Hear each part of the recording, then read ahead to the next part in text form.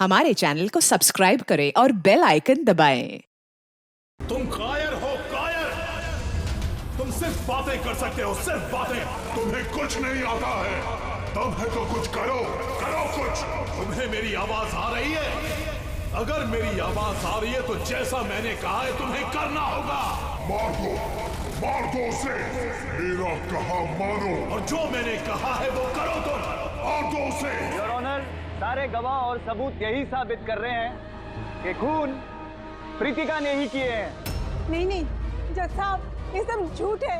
झूठ तो आप बोल रही हैं प्रीतिका जी, खून आप ही ने किए हैं। नहीं जज साहब, मैं बेकसूर हूँ जज साहब, निर्दोष हूँ मैं। Your honour, your honour. हाँ मैं सुन रहा हूँ, बोलो क्या कहना है तुम्हें। योर ऑनर, मेरे फाजिल दोस्त नीलेश जी के पास अपने डिफेंस में पेश करने के लिए कुछ है ही नहीं। कोर्ट का कीमती वक्त जाया ना किया जाए। कोर्ट का वक्त बेशक कीमती है, लेकिन उससे भी कहीं ज्यादा कीमती है एक बेकसूर इंसान की जिंदगी। मैं साबित कर दूंगा। मेरा कहा मानो और जो मैंने कहा है वो करो। Order order. फैसला सुनाने से पहले अदालत 2 घंटे के लिए स्थगित की जाती है। That's all.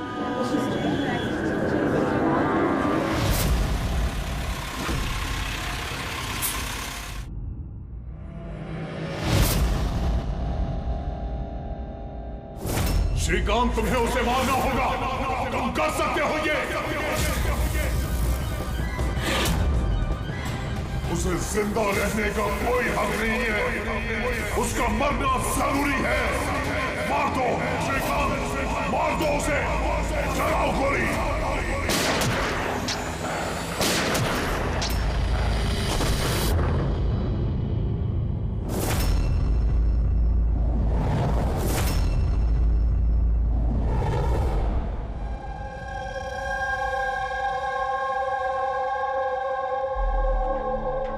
सर, इन लोगों का कहना है कि प्रीतिका यहाँ पर थी जब जज श्रीकांत यहाँ पर आए और उन्होंने उस पर गोली चलाई। उसके बाद वो यहाँ पर आकर खुद को गोली मार दी। उस वक्त मतलब जब ये सब हो रहा था, उस वक्त यहाँ पर जो लोग थे वो कहाँ है? वो लोग कोर्ट रूम में।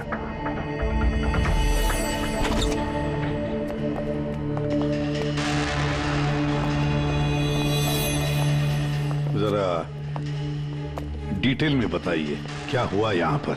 सर, एक केस की सुनवाई चल रही थी। जज श्रीकांत जी की हालत कुछ ठीक नहीं लग रही थी। उन्होंने 2 घंटे का रिसेशन लिया और अचानक चेंबर में आए और उन्होंने अपने आप को और प्रीतिका को गोली मार दी। लेकिन वो गन तो रखते ही नहीं थे। उनके पास गन कहाँ से आई? ये तो हमें भी नहीं पता सर कि गन आई कहाँ से, लेकिन गन उनके पास थी जरूर सर। तो गन का इंतजाम पहले से कर रखा था। लगता है जज साहब ने पूरी प्लानिंग की थी कृतिका का खून करने की। लगता तो ऐसे ही है। वैसे जज साहब की इस केस में कोई पर्सनल इन्वॉल्वमेंट थी? नहीं सर, ऐसा तो कुछ भी नहीं था। कृतिका के साथ कोई व्यक्तिगत दुश्मनी? जज साहब तो बहुत ही सुलझे हुए इंसान थे सर। केस के हर एक पहलू पर बहुत ही बारीकी से गौर करते थे सर। मुझे पिछले कई दिनों से लग रहा था कि कुछ ना कुछ गलत जरूर है उनके साथ। मैम, क्या जज साहब की तबीयत ठीक नहीं थी? वो तो मुझे नहीं पता, लेकिन हाँ, उनको कुछ अजीब सी आवाजें सुनाई दे रही थी। वो सब हम एक बार। आ जाइए श्रीकांत, खाना लगा रही हूँ।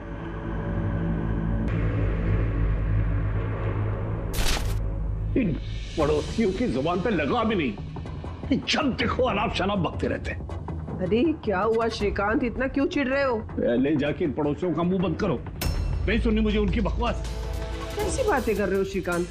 पड़ोसी के बेचारे पिछले 1 महीने से लंदन गए हुए, और उनकी आवाज यहाँ तक कैसे आ सकती है? कुछ भी बात कर रहे हो आप श्रीकांत। कौशल, पता नहीं श्रीकांत को क्या हो गया है, कुछ अजीब सा बिहेव कर रहे हैं। और पता है तुम्हें, उसे पड़ोसियों की आवाज सुनाई दे रही है, जबकि वो घर बंद है, वहां पे कोई नहीं है। किसे बता रही हो? किसे बता रही हो? और तुम क्या समझती हो? तुमसे झूठ बोल रहा हूं मैं? पूरा बात ऐसे।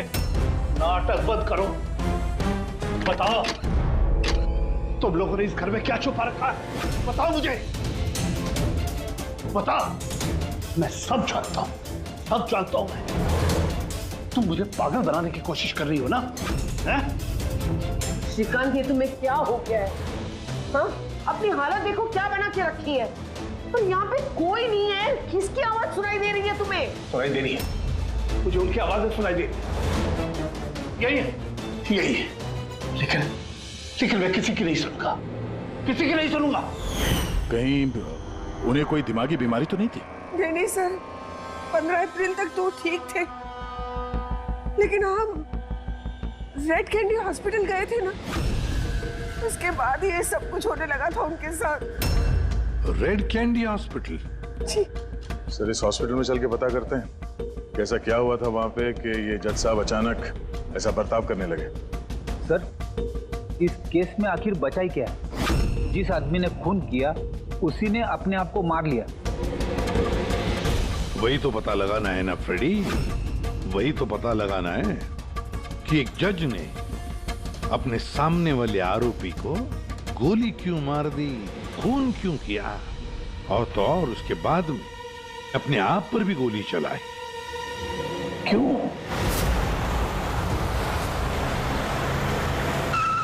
सर, हॉस्पिटल अथॉरिटी ने बताया कि जज श्रीकांत यहाँ पे साइकियाट्रिक ट्रीटमेंट के लिए नहीं बल्कि डेंटिस्ट से मिलने के लिए आए थे। कौन है डेंटिस्ट? कौन है? Sir, doctor Raman. Hello sir, बताइए मैं आपकी क्या मदद कर सकता हूँ? फिलहाल तो आप डॉक्टर रमन को बुलाइए और उनके असिस्टेंट को भी। डॉक्टर रमन, 15 अप्रैल को जज श्रीकांत आपसे मिलने आए थे ना यहाँ? जी हाँ सर, लेकिन सर उनकी मौत से मेरा क्या लेना देना? मुझसे सवाल क्यों? देखिए, हम बस ये जानना चाहते हैं, जब वो आपसे मिले थे तो वो दिमागी तौर से बीमार लग रहे थे? नो सर, मुझे तो ऐसा कुछ नहीं लगा। सर, उनको दिमाग की कोई बीमारी नहीं है और 9 साल से डॉक्टर रमन के पेशेंट है वो। 9 साल से? मतलब आप लोग उसके बारे में बहुत कुछ जानते होंगे। बहुत कुछ नहीं सर, सब कुछ। कुछ और क्या जानते हैं, जरा बता सकते हैं? सर, अभी बताने के लिए तो सिर्फ इतना ही है कि वो बहुत शॉर्ट टेम्पर्ड थे, बहुत जल्दी उन्हें गुस्सा आ जाता था, but he was not delusional. अगर उन्हें कोई दिमागी बीमारी नहीं थी तो फिर उन्हें वो आवाजें क्यों सुनाई दे रही थी? क्या हुआ क्या था उन्हें? पर सर, आप इसमें मेडिकल एक्सप्लेनेशन क्यों ढूंढ रहे हैं? हम लोग इतने मेडिकल एक्सप्लेनेशंस क्यों ढूंढ रहे हैं? दया, कोई भी आम इंसान ऐसे ही अचानक से उठकर किसी पर गोली चलाता है, क्या ये नॉर्मल हो सकता है? नहीं, कुछ ना कुछ तो गड़बड़ जरूर है, कुछ तो हुआ है। पर क्या?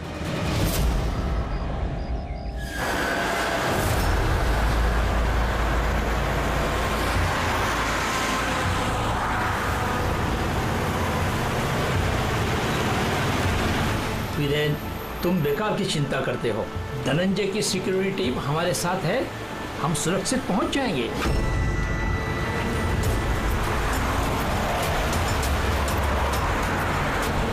वो बात तो ठीक है, लेकिन आपको धमकियां मिल रही हैं। देखो वीरेन, हमारे कामों में धमकियां मिलती रहती है और ऐसी धमकियों से मुझे डर नहीं लगता है। देखो, डर तो मुझे भी नहीं लग रहा, क्योंकि मुझे धनंजय और उसकी टीम पे पूरा भरोसा है।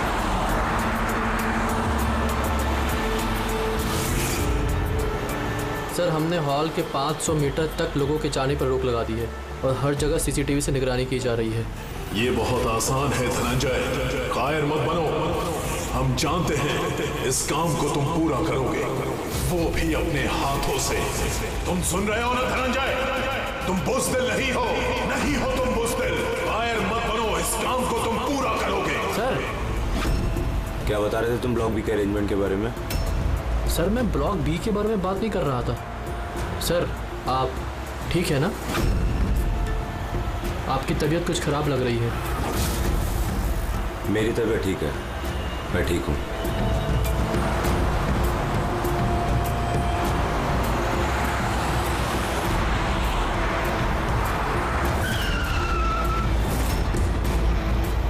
धनंजय, तुम्हें उसे मारना होगा। वक्त मत कर दो उसे। मार दो धनंजय, मार दो। गाड़ी रोको।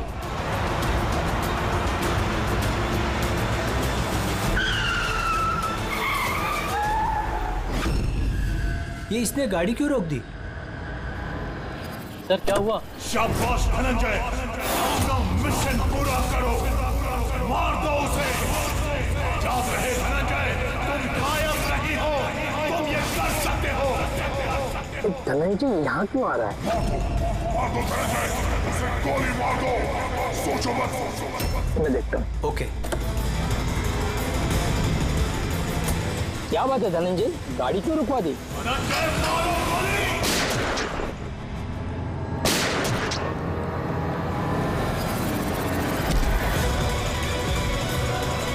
ओह माय गॉड! संजय जी, आपको क्या हो गया?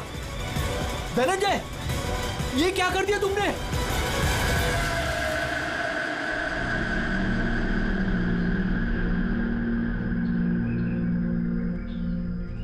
नेताजी के सिक्योरिटी का इंचार्ज वही था? जी सर, धनंजय जी वही इंचार्ज थे। कमाल है सर, जिसे बॉडीगार्ड रखा है उसी ने मार दिया। नेताजी को मारने की कोई खास वजह? सर ये तो धनंजय जी ही बता पाएंगे। इसे एक बात बताओ, गोली अंदर मारी या बाहर से? सर बाहर से मारी, कार के। धनंजय, धनंजय, सदमे में लगता है सर। तुम लोग क्या कर रहे थे? सर नेताजी की चिल्ड्रन फाउंडेशन की मीटिंग थी, वहाँ जा रहे थे। हमारी गाड़ी आगे थी और नेताजी की कार पीछे, और मैं धनंजय जी से नेताजी की सिक्योरिटी के बारे में बात कर रहा था, पर ये मेरी बातों में ध्यान नहीं दे रहे थे और कुछ खोए खोए से लग रहे थे सर। इनके चेहरे में एक अजीब सी बेचैनी थी। मैंने उनसे पूछा कि क्या हुआ, तो कुछ बहकी बहकी सी बातें करने लगे। सर जब श्रीकांत के साथ भी तो ऐसा ही हुआ था। कहीं ये दोनों केस एक जैसे तो नहीं है? और कोई साथ में था नेताजी के? वीरेंद्र जी सर। वीरेंद्र जी? जी सर। आप नेताजी के साथ थे ना? हाँ सर, मैं ही था। नेताजी ने आपको कुछ बताया इस धनंजय के बारे में? सर नेताजी हमेशा धनंजय की तारीफ किया करते थे, उनकी जान को खतरा था। अभी कुछ दिन पहले ही धनंजय ने उनकी जान बचाई थी। बड़ी अजीब बात है सर, कुछ दिन पहले जिस आदमी ने नेताजी की जान बचाई, आज उसी ने उनका खून कर दिया। गोली मारने के बाद धनंजय ने भागने की कोशिश की? नहीं सर, खुद को गोली मारने की कोशिश की थी सर। बड़ी मुश्किल से सिक्योरिटी वालों ने उन्हें रोका था सर। कमाल है सर, जज श्रीकांत ने खून करने के बाद अपने आप को गोली मार दी, और इसने भी अपने आप को गोली मारने की कोशिश की। काम करते हैं, धनंजय को ब्यूरो ले चलते हैं, वहीं से उससे पूछताछ करेंगे। और फिर एक बात समझ में नहीं आ रही है दया, खून करने के बाद खूनी अपने आप को गोली मार लेता है, क्यों?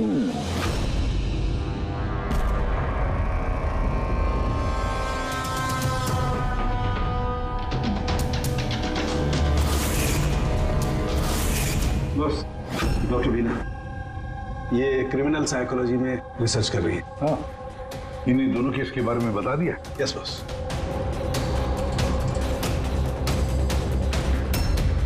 मेरा बेटा कहाँ है? मुझे उससे मिलना है। श्री नेताजी के सिक्योरिटी इंचार्ज धनंजय की माँ। उसे यहाँ क्यों लाए हो? देखिए, आपके बेटे ने नेताजी का खून किया है। जी नहीं, मेरा बेटा किसी की हत्या नहीं कर सकता। वो तो खुद बीमार है, उसकी दिमागी हालत ठीक नहीं है। क्या क्या बीमारी है आपके बेटे को? पिछले कुछ दिनों से उसे कुछ आवाजें सुनाई देती है।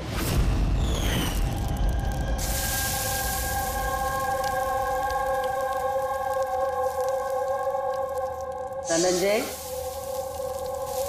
क्या बात है बेटा? बड़े परेशान लग रहे हो। ऑफिस में कोई प्रॉब्लम है क्या? कोई टेंशन? 2 दिनों से तुम मेरे साथ भी ठीक से बात नहीं कर रहे हो। कोई तो है यहाँ। सुनो ना, मैं तुम्हारी फेवरेट सब्जी बना रही हूँ, पालक की। इस घर में कोई तो है जो मुझसे बात कर रहा है। अरे मैं ही तो बड़बड़ा रही हूँ, दूसरा कौन बात करेगा घर में? कोई तो है हमारे अलावा इस घर में जो मुझसे बात कर रहा है। माँ, कोई तो है इस घर में हमारे अलावा। माँ, मुझे अजीब सी आवाजें सुनाई दे रही हैं, कोई मुझसे बात कर रहा है। हम दोनों के सिवा कोई नहीं है बेटा घर में। कोई है जो मुझसे बातें कर। बंद हो गई आवाज,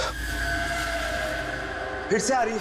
कोई तो है माँ। कोई नहीं है, कोई नहीं है। अरे कोई तो है माँ यहाँ पर। कोई नहीं है बेटा, तुम यहाँ आ जाओ। लगता है तुम्हारी तबीयत ठीक नहीं है, हमें डॉक्टर के पास जाना चाहिए। लेकिन ऐसा तो स्किज़ोफ्रेनिया में होता है। स्किज़ोफ्रेनिया? हाँ, जैसे कि आप सभी लोग जानते हैं कि स्किज़ोफ्रेनिया एक मानसिक बीमारी होती है। ऐसे में पेशेंट को बहुत सारी आवाजें सुनाई देती हैं, लोग ना होने के बावजूद भी दिखाई देते हैं और पेशेंट अपने आप को मारने की कोशिश भी करता है। क्या आप मुझे बताएंगे कि इन दोनों पेशेंट की उम्र क्या थी? श्रीकांत जी की उम्र 50 साल और धनंजय 42 साल का। लेकिन इस उम्र में स्किज़ोफ्रेनिया नहीं होता। क्या मैं उनसे मिल सकती हूँ? मुझे पेशेंट से बात करनी है। हाँ बिल्कुल पूर्वी।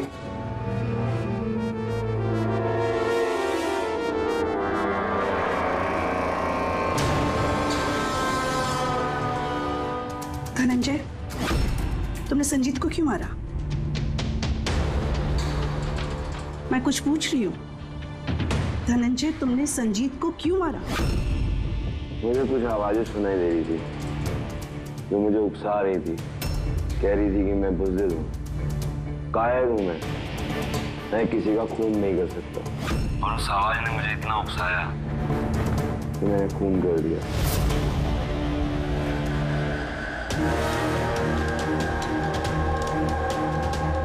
और ये तुम्हारा गाल? ये गाल क्यों सूजा हुआ है? मेरे दांत में इन्फेक्शन है। जज श्रीकांत, उनके दांत में भी इन्फेक्शन था सर। मेरे बेटे के भी दांत के इलाज के बाद ही उसकी तबीयत खराब रहने लगी। क्या? दांतों का इलाज करवाया, उसके बाद में तबीयत खराब हो गई? किस डेंटिस्ट के पास इलाज करवा रहा था वो? Doctor Raman, red candy hospital.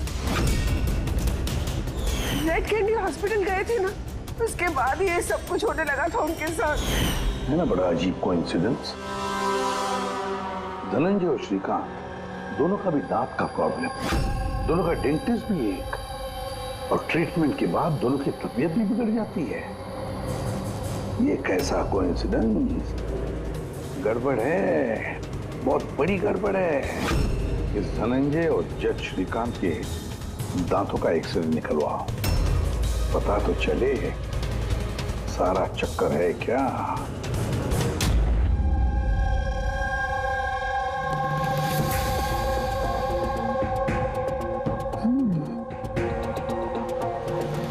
ये क्या हो सकता है? सर, ये देखिए। क्या? ये मार्क्स। हाँ यार, दांतों में ये क्या है? फॉरेन ऑब्जेक्ट जैसा। एग्जैक्टली, ऊपर से दोनों आदमियों के दांतों में है। दोनों आदमियों के दांतों में कुछ फॉरेन बॉडी जैसा कुछ क्या हो सकता? तारिका, एक काम करो, एसीपी साहब को फोन कर दो, उन्हें बोल दो कि केस की जड़ मिल गई है।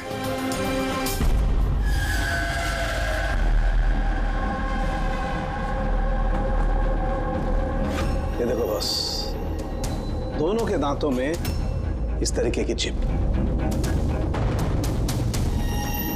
ये तो बग है। हाँ, ये बग ही है। सर, ये तो जासूसी में इस्तेमाल होने वाला ट्रांसमीटर जैसा कुछ है। बॉस, इसके जरिए ही श्रीकांत और धनंजय को वो आवाजें सुनाई देती थी। तो ये चिप ट्रिगर का काम कर रही थी, इसी के जरिए वो उकसाने वाली आवाजें उनके कानों तक पहुंच रही थी और वो लोग किसी की जान तक लेने को मजबूर हो गए। मुझे तो लगता है ये काम डॉक्टर रमन का ही है। उन्होंने ही दांतों की ट्रीटमेंट की थी।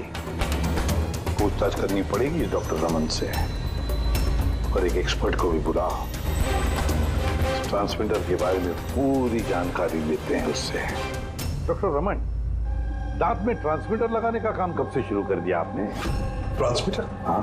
किस ट्रांसमीटर की बात कर रहे हैं आप सर? उसी ट्रांसमीटर की बात कर रहे हैं जो जज श्रीकांत और सिक्योरिटी ऑफिसर धनंजय के दांत में फिट किया गया था। देखिए मेरा यकीन कीजिए, मैंने कोई ट्रांसमीटर नहीं लगाया है। ये क्या बकवास कर रहे हैं आप? डॉक्टर साहब, दांतों में ट्रांसमीटर क्यों लगवाएंगे? सर, आप हमारे हॉस्पिटल को बर्बाद करने पे तुले हैं। डॉक्टर रमन हमारे हॉस्पिटल के जिम्मेदार डॉक्टर हैं सर। ये इस तरह का काम हरगिज नहीं कर सकते। और इस तरह का काम यहाँ पे हुआ तो है। हमें श्रीकांत और धनंजय के दांत से ये ट्रांसमीटर मिला है और इन्हीं ट्रांसमीटर्स की वजह से वो दोनों भी स्किज़ोफ्रेनिक बन गए। सर वो दोनों मेरे बहुत पुराने पेशेंट हैं। श्रीकांत 9 साल और धनंजय 2 साल। सर भला मैं अपने पेशेंट के साथ ऐसा क्यों करूं?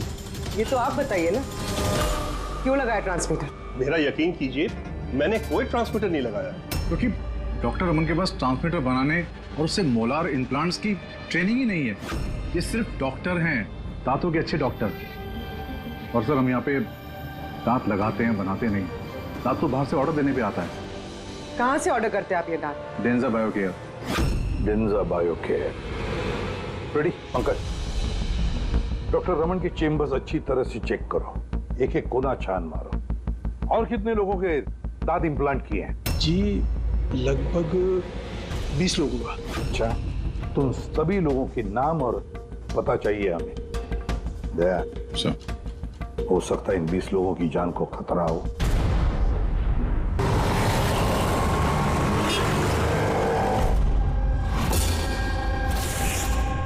कुछ समझ में आ रहा है? हाँ सर, कुछ कुछ समझ में आ रहा है। यही कि ये ट्रांसमीटर जितना छोटा है उतना ही पावरफुल है। कितनी रेंज है इसकी? सर इसकी रेंज यही कोई 15 से 20 मीटर है। यानी अगर इस ट्रांसमीटर से किसी को कम्युनिकेट करना है तो उसे 15 से 20 मीटर के दायरे में रहना होगा। इसकी फ्रीक्वेंसी हम लोग ट्रैक कर सकते हैं? बिल्कुल ट्रैक कर सकते हैं, लेकिन उसके लिए हमें पहले ये जानना होगा कि ये ट्रांसमीटर कितने हर्ट्ज पे काम करता है। तो मैं पता लगाओ कितने हर्ट्ज पे काम करता है ये, क्योंकि फ्रीक्वेंसी हमारे लिए बहुत जरूरी है। जहां पर ये फ्रीक्वेंसी एक्टिव होगी वहीं पर हमारा खोज ही होगा। ठीक है सर, आप थोड़ा सा वक्त दे दीजिए, मैं जल्दी पता लगाने की कोशिश करता हूँ। ठीक है। ये कहानी आके रुक जाती डॉक्टर रमन के नाम पर। सारा का सारा शब्द डॉक्टर रमन पे ही है। लेकिन सर वो अपने पुराने पेशेंट का खून क्यों करेगा?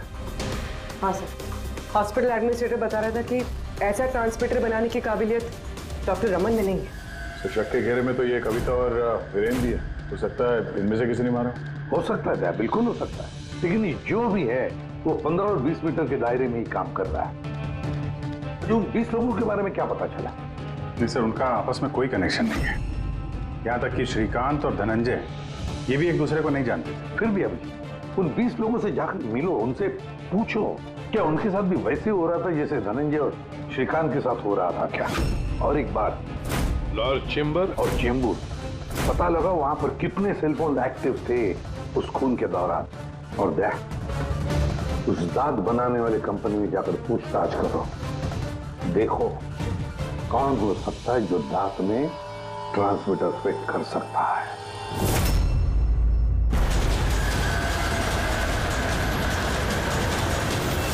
विनय आपका ही नाम है?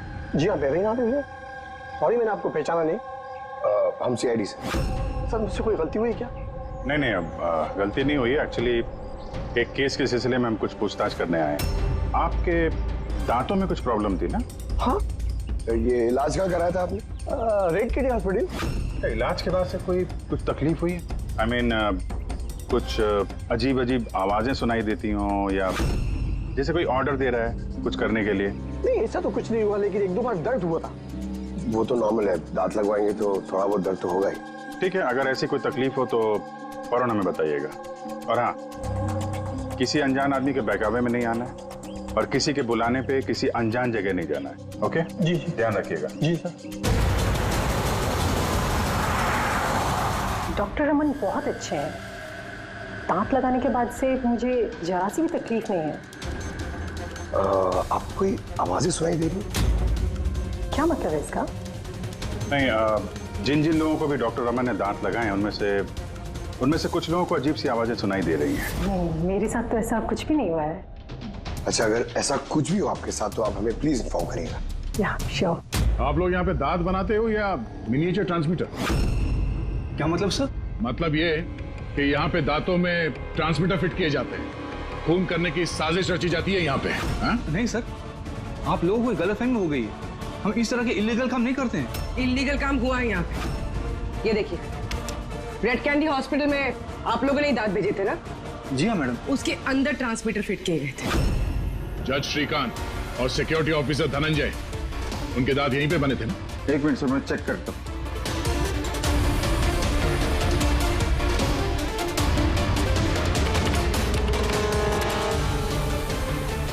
हाँ सर, दांत तो यही बने हैं, लेकिन अगर वो हमारी एम्प्लॉय रूपाली होती जिसने ये दांत बनाए हैं तो सच्चाई पता चल जाती। कहाँ है आपकी वो एम्प्लॉय रूपाली? वो तो कल रात गुजर गई। कैसे गुजर गई? उसे अस्थमा अटैक हुआ था, लेकिन हैरानी की बात तो ये है कि उसे कभी अस्थमा था ही नहीं। जी हाँ सर। उसके घर का एड्रेस देना सर। दांत कब लगवाया आपने? सर 2 महीने हो गए। कोई प्रॉब्लम हुई आपको? नहीं, कोई प्रॉब्लम नहीं सर, जब से दांत लगाया सब ठीक है सर। कुछ आवाजें सुनाई दे रही हो अजीब अजीब सी? नहीं सर, पर हुआ क्या सर? देखिए, रेड कैंडी हॉस्पिटल में जितने लोगों ने भी ट्रीटमेंट कराया उन्हें कुछ प्रॉब्लम्स हो रही हैं और उनमें से 2 जन की तो मौत भी हो चुकी है। सर मैं मरना नहीं चाहता सर। नहीं, आप घबराइए मत, ऐसा कुछ नहीं है। आपको कभी भी ऐसी कोई प्रॉब्लम हो कि कुछ अजीब अजीब सी आवाजें सुनाई दे रही हो, या फिर कोई ऐसा आदमी दिख रहा हो जो है नहीं, मतलब दूसरे बोल रहे हैं कि किससे बात कर रहे हो, तो अगर ऐसा कभी हो तो फौरन हमें कांटेक्ट करिएगा। और कितने लोग बचे पंकज? सर चेक करने के लिए और 5 लोग बचे सर। 5 को भी जल्दी से जल्दी चेक करना होगा। क्या पता उस हत्यारे का अगला निशाना इन्हीं में से कोई हो। हाँ सर।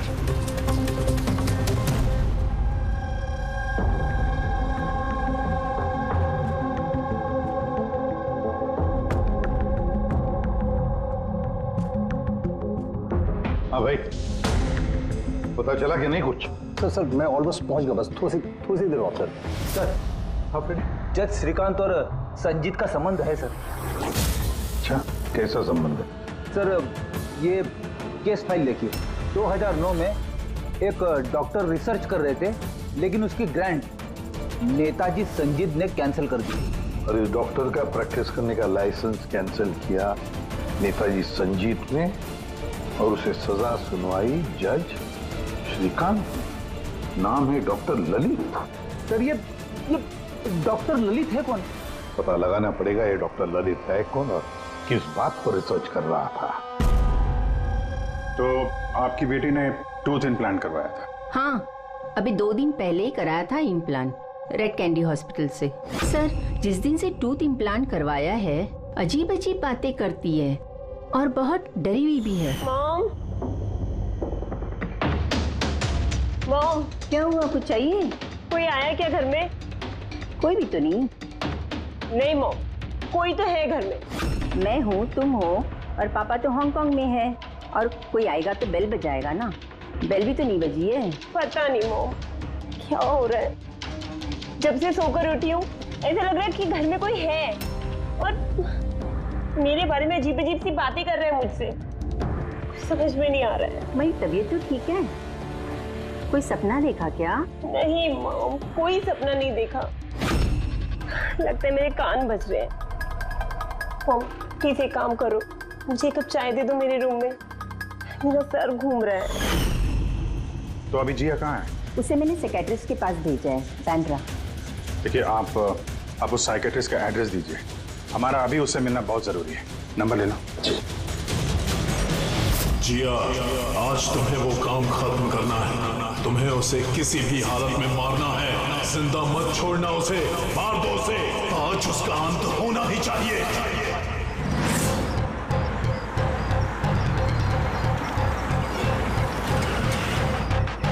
कहाँ जाएंगे मैडम? जेके मार्केट। उसे कहो तुम्हें जेके मार्केट जाना है। मैंने कहा मैडम कहाँ जाएंगे? जेके मार्केट। जी बैठिए।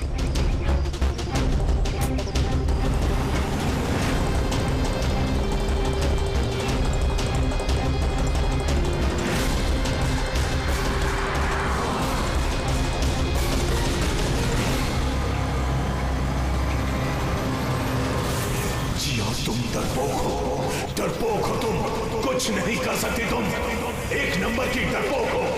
झूठ, मैं डरपोक नहीं हूँ और मैं किसी को नहीं मार सकती। मैडम आपने मुझसे कुछ कहा? हाँ? अब नहीं, मैंने कुछ नहीं कहा। नहीं, कुछ नहीं कहा मैंने। मैं कहाँ बात कर रही हूँ?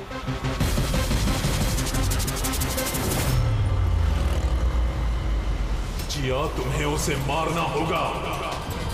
तुम उसे जिंदा नहीं छोड़ सकती।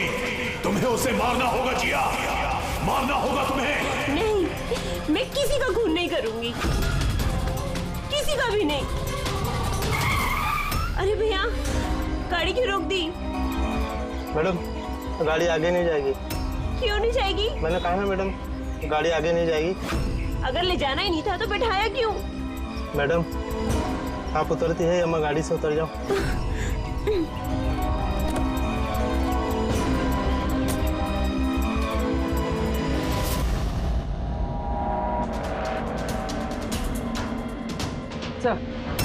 सर, वॉचमैन और पड़ोसी बता रहे थे कि रूपाली यहाँ 3 महीने पहले शिफ्ट हुई थी और अकेली रहती। फिर चेक करते हैं अच्छी तरह से।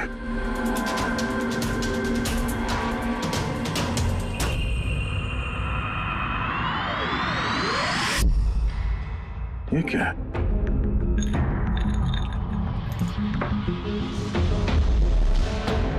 इतने सारे एयर ट्रांसमिटर्स?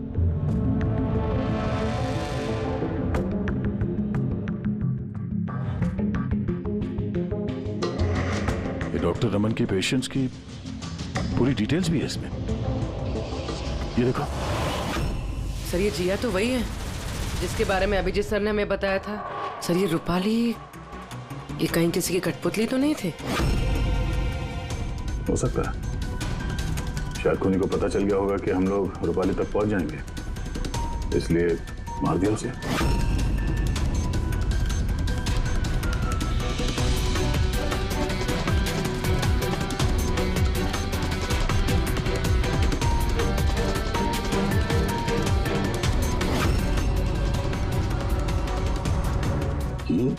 ये नेताजी, संजीत, वीरेन और जिया, इन तीनों के चेहरे पे रेड सर्कल। नेताजी के चेहरे पे क्रॉस मारा हुआ है।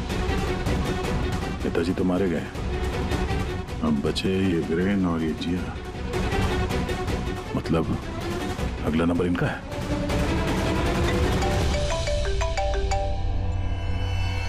हाँ जी, ये जिया साइकेट्रिस्ट से मिलने के लिए गई थी, लेकिन वहां पहुंची ही नहीं। अच्छा, हमें यहाँ रूपाली के घर में एक तस्वीर मिली है जिसमें नेताजी, संजीत, वीरेन और जिया है। ये नेताजी के चेहरे पे तो क्रॉस मारा हुआ है, पर इन दोनों के चेहरे पे लाल पेन से सर्कल बना हुआ है। कहीं ऐसा तो नहीं कि ये जिया वीरेन को मारने के लिए गई है? एक काम करो, तुम वीरेन को अलर्ट करो, पता करो वो कहाँ है। तब तक मैं जिया की लोकेशन ट्रैक करता हूँ और हम लोग मिलते हैं। ओके? या चलिए, सर वीरेन को फोन लगाना।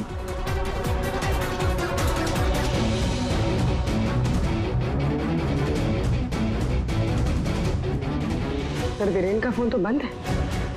सर, मिल गया। हाँ सर, ये ट्रांसमीटर 1.8 मेगाहर्ट्ज से 2 मेगाहर्ट्ज के बीच में काम करता है।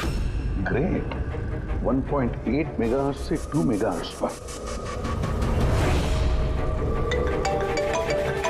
हाँ सर। दया, मेरी बात ध्यान से सुन लो। हाँ, पहले तो फ्रेडी ने कमाल कर दिया है। हाँ, रिसर्च करके ऐसा नाम निकाला है जिसका कनेक्शन इस नेताजी संजीत और जज श्रीकांत के साथ है। उस आदमी का नाम है डॉक्टर ललित। हाँ, डॉक्टर ललित। यस, मुझे तो ये डॉक्टर ललित ही बहुत गड़बड़ लग रहा है दया। मुझे तो उसी पे शक होने लगा है, क्योंकि डॉक्टर ललित का कुछ साल पहले इस नेताजी संजीत ने प्रैक्टिस करने का लाइसेंस कैंसिल कर दिया था, और फिर इस डॉक्टर ललित को जज श्रीकांत ने सजा सुनवाई। और हुआ क्या? पहले खून हुआ जज श्रीकांत का, और फिर उसके बाद में नेताजी संजीत मारा गया। ये खून कौन कर सकता है? ये डॉक्टर ललित ही कर सकता है। उसी का कनेक्शन है इन दोनों के साथ। बस अब डॉक्टर ललित जिस फ्रीक्वेंसी पर ऑपरेट करता है वो फ्रीक्वेंसी भी पता चल गई। हाँ, टेक्नो एक्सपर्ट ने ये बता दिया है, 1.8 मेगाहर्ट्ज से लेके 2 मेगाहर्ट्ज तक। बस अब इस फ्रीक्वेंसी पर हम टैप करेंगे डॉक्टर ललित को, पता चलेगा ये डॉक्टर ललित किस किस से बात करता है और क्या बातें करता है। और दया, ये रेडियो फ्रीक्वेंसी 1.8 मेगाहर्ट्ज से 2 मेगाहर्ट्ज हमारे सारे पुलिस स्टेशन और रेडियो वैन्स को बता दो। अब देखते हैं कब तक भागता है ये डॉक्टर ललित।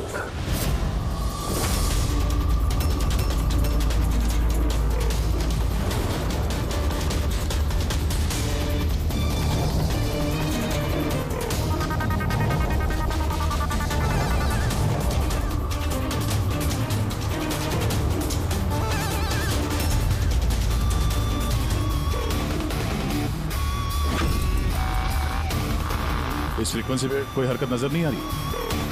जब भी बोलेगा पकड़ा जाएगा। पूरी मुंबई इस फ्रीक्वेंसी को हर 5 किलोमीटर में ट्रैक कर रही है।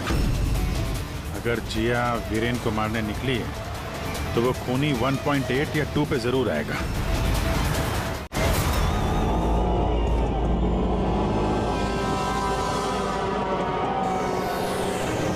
जाओ जिया, अपने काम को अंजाम दो। ये कौन हो सकता है जो संजीत के खूनी के बारे में मुझे बताने के लिए यहाँ बुलाया है? जिया, उसे मारना होगा तुम्हें। उसे जिंदा रहने का कोई हक नहीं है।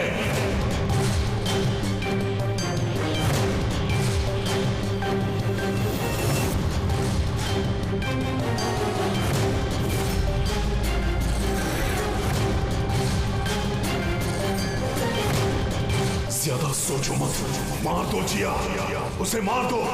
उसे जिंदा रहने का कोई हक नहीं है। उसकी तरफ देखो, पहचानो उसे, वो तुम्हारे सामने है। Kill him। उसे जिंदा रहने का कोई हक नहीं। उसी की आवाज है। फ्रीक्वेंसी लोकेट करो। देखो, अपनी बैग से गन निकालो।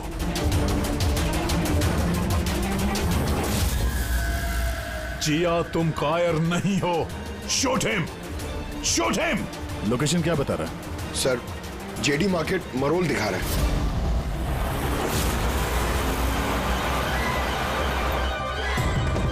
कम ऑन जिया, मारो, मारो उसे। उसे जीने का कोई हक नहीं। अब लड़की हो जिया, डरो मत। चला दो गोली, मारो उसे। ट्रिगर दबाओ जिया। चलाओ गोली। Yes, come on Jiya. Sir, ये क्या हो रहा है? ये मुझे क्यों मारना चाहती थी? किसी ने मुझे फोन करके बुलाया कि संजीत की खूनी के बारे में बताने वाली थी। घबराइए नहीं, ये सब एक प्लान था। आप अभी सेफ है, आप जा सकते हैं। Okay sir, thank you. तो खूनी यहीं कहीं होगा। भीड़ में मिक्सअप हो गया है। सिग्नल यहीं है, देखते हैं।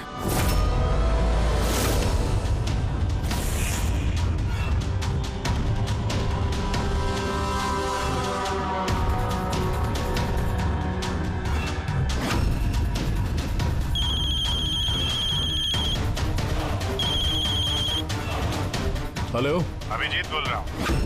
कभी हमसे भी मिल लिया करो। अरे इधर उधर क्या देख रहा है? तेरे पीछे हूँ। डॉक्टर ललित।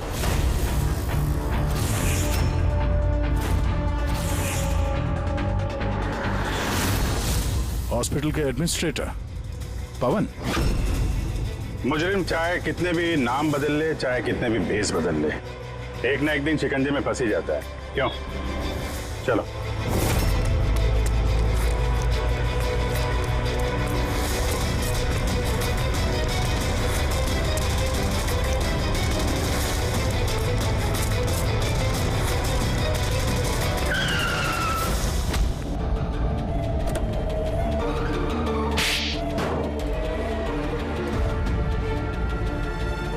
जज श्रीकांत और नेताजी संजीत, इन लोगों का खून क्यों करवाया तुमने?